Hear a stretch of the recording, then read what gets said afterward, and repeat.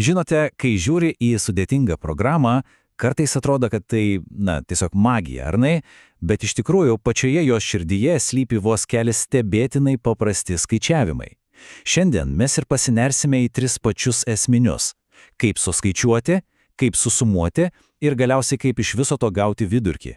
Pasiruoškite pamatyti, kaip iš tiesų veikia skaitmeninis pasaulis.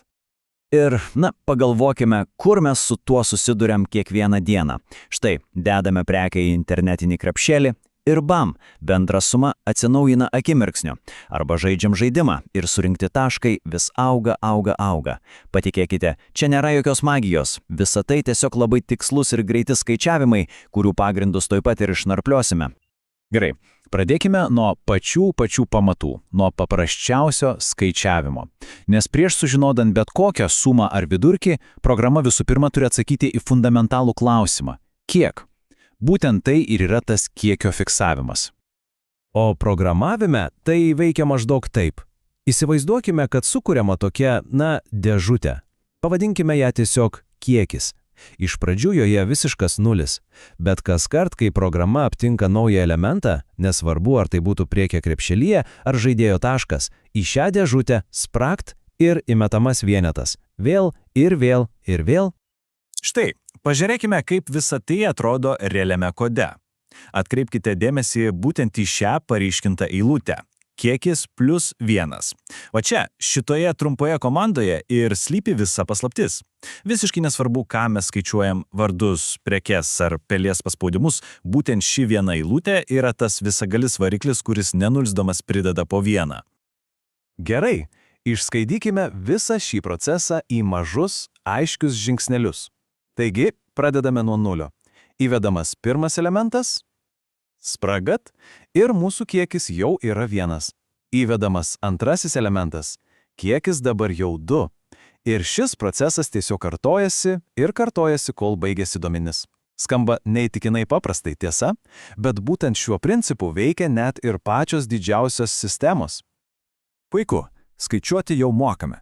Bet sutikime, dažnai mums reikia žinoti ne tik tai, kiek yra elementų, bet ir kokia jų bendra vertė. Pavyzdžiui, ne kiek prekių yra krepšelyje, o kokia yra jų bendra kaina. Tad dabar pereikime prie sumavimo. Ir štai čia atsiskleidžia esminis skirtumas. Kai skaičiuojame kiekį, mes visada pridedame tą patį, skaičių 1. O kai skaičiuojame sumą, mes pridedame vis skirtingą reikšmę, tai gali būti prekės kaina, žaidimo taškai ar bet koks kitas dydis. Vadinasi, vienas atsako į klausimą kiek, o kitas į klausimą, kokia bendra vertė. Ir pažiūrėkite, kaip aiškiai tai matosi kode. Ar pastebėjote, kaip pasikeitė ta esminė eilutė? Vietoj kiekis plus 1, dabar rašome sumą plus kaina. Pati kaupimo logika, pats principas, liko visiškai toks pat. Tiesiog dabar į savo įsivaizduojamą dėžutę mes dedame nebe vienetus, o konkrečias kintančias vertės. O dabar, sakyčiau, pati įdomiausia dalis. Kai jau įvaldėme ir kiekio, ir sumos skaičiavimą, mes galime juos sujungti ir gauti dar vieną be galo naudingą dalyką – vidurkį. Ir žinote, kas geriausia? Tam nereikia jokių naujų triukų. Tiesiog sujungiame tai, ką jau išmokome. Pati logika čia yra, stebėtinai paprasta. Kad programa rastų, tarkim, vidutinę prekės kainą, jai reikia žinoti lygiai 2 dalykus. Kiek iš viso yra prekių ir kokia jų bendra kaina. Vadinasi, programa turi sukti 2 krumpliaračius vienu metu. Vienas skaičiuoja kiekį, o kitas tuo pačiu metu kaupia sumą. Ir štai kodas, kuriame visa ši sintezė ir įvyksta. Pažiūrėkite, tame pačiame cikle vienu metu veikia abi komandos. Kiekis plus 1 skaičiuoja kiekvieną praeinančią prekę, o suma plus kaina iškart prideda jos kainą prie bendros sumos. Abu procesai vyksta vienu metu, sinchroniškai. Tai ne tik efektyvu, bet ir genialiai paprasta. Gerai, ir kas tada? Kai ciklas baigia savo darbą, mes savo rankose turime 2 skaičius – bendrą sumą ir bendrą kiekį. Kas lieka? Ogi pati paprasčiausia matematikos formulė, kurią visi puikiai žinome dar iš mokyklos – bendrą sumą tiesiog padaliname iš kiekio. Viskas, štai ir turime vidurkį. Ir kaip taikliai pastebima pačiame šaltinyje, prasideda sumos padalinimas iš kiekio. Paprasta. Atrodo, kad vidurkio skaičiavimas yra kažkokia sudėtinga operacija, bet iš tiesų tai viso labo dviejų paprastų veiksmų sujungimas ir vienas padalinimas pačioje pabaigoje. Taigi, ką tik mes išnarpliuojame 3 absoliučiai kertinius programavimo skaičiavimus. Dabar pats laikas apibendrinti, kokius iš tiesų galingus įrankius dabar turime savo rankose. Iš esmės, viską galima sutraukti į 3 auksinės taisyklės. Pirma, norint sužinoti kiekį, skaičiuojame po 1.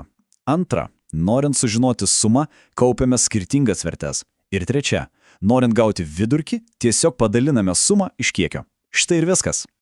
Bet svarbiausia yra suprasti štai ką.